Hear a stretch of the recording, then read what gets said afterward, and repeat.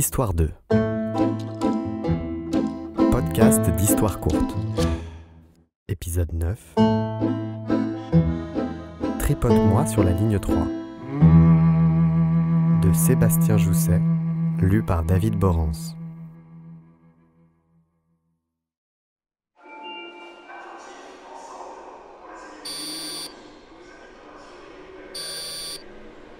Mon passe Navigo ne passe pas.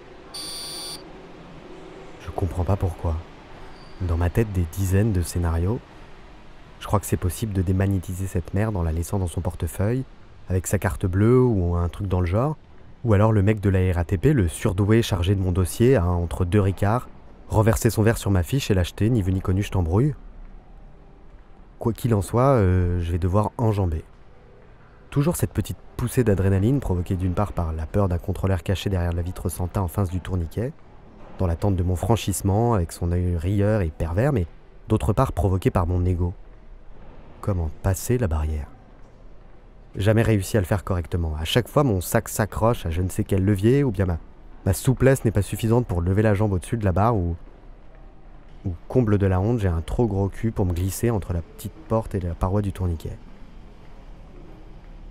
Après une minute d'accrobranche foireux, je me retrouve sain et sauf de l'autre côté. Une fillette a suivi la scène et me fixe avec un petit rictus. Sur le coup, je pense qu'elle compatit et lui sourit à mon tour. Mais non, elle se fout juste de ma gueule. Le métro arrive, bondé. J'attends le prochain, un second point de son nez métallique, archi plein. Je n'ose toujours pas m'imposer à cette foule en surpression. D'autres n'hésitent pas et je les déteste. Mais lorsque les portes se referment, je me mets à les respecter. Ils m'ont donné foi en moi.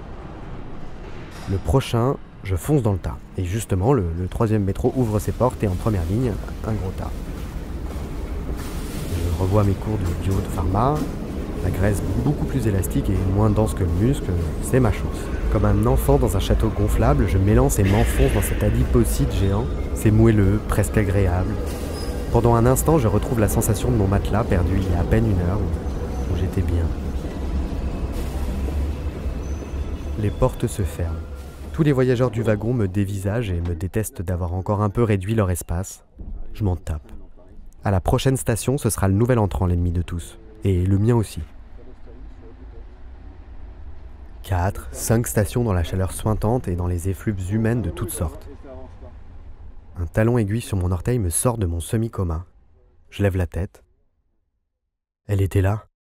La fille, la meuf, la michto que j'attends depuis des siècles. Brune, cheveux courts, des grands yeux bleus tels 2 gros comprimés de Viagra. La description s'arrête là, on est trop proche pour que je puisse voir le reste. Elle me fixe. Je détourne le regard. Je détourne le regard. Elle me fixe toujours. Je tente un sourire mais abandonne très vite car mon rictus forcé me donne l'air constipé. À court d'idées, je commence à baisser les yeux pour regarder mes pompes, pour un peu de calme visuel, mais je me reprends très vite. Si je descends mon regard, elle va sûrement croire que je la mate. Pas le choix donc. Le regard à l'horizontale. Gêné, je balaye l'assistance à la recherche d'une contenance que je ne trouve pas. Je ne peux plus m'empêcher de la regarder. Je me rends compte qu'elle me sourit. J'ai l'impression qu'elle s'est rapprochée de moi. À présent, je sens son souffle dans mon cou, sa poitrine contre moi. Ma station est passée depuis longtemps et il n'y a plus 1 cm² de libre dans le sauna roulant, je m'en tape. Juste le temps d'estimer mon futur retard et je sens sa main venir contre ma hanche. On peut pas être plus proche. Elle me regarde. Je subis. Que dire ? Que faire ? J'ai peur de tout gâcher. C'est elle qui mène la danse depuis le début, laissons-la faire. On devait être assez proche pour qu'elle m'entende penser car c'est à ce moment que sa main, posée sur ma hanche, se met à glisser dans mon dos. Son autre main, discrète et pudique jusqu'ici, imite sa sœur. Des gouttelettes de sueur roulent sur ma tempe, glissent sur ma joue et descendent en rappel dans mon cou côté droit. De l'autre côté, ses lèvres se posent. La goutte de sueur se demande alors pourquoi ma peau frissonne. Ses lèvres se décollent. Elle s'écarte maintenant de moi, comme si ce baiser lui avait déplu, comme si ma chair n'était pas à son goût. Un pas en arrière, puis un deuxième. Le regard satisfait, elle s'écarte de moi, se retourne et descend précipitamment, se noyant dans la foule de blaireaux suintants, poisseux et méprisables. Excusez-moi, la frustration. La moitié du wagon est descendue avec elle et je me suis contenté de rester là et de regarder. Le wagon est presque vide, mon corps est moins serré. Ma gorge, elle, par contre, plus que jamais. Je ne la reverrai plus.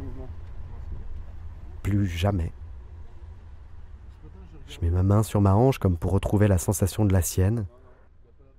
Cette chaleur éphémère qui m'a semblé durer 10 ans. Non, elle la posait pas comme ça, mais plutôt comme... Oh putain. Mon portefeuille. Ah la salope, elle m'a tiré mon portefeuille, cette raclure. Tout était faux. Je n'étais qu'un taf. Mais malgré la déception, une idée ne me quitte pas. Une idée débile, hein, et complètement irréaliste, mais... Maintenant, elle a mes coordonnées. Je la reverrai peut-être finalement.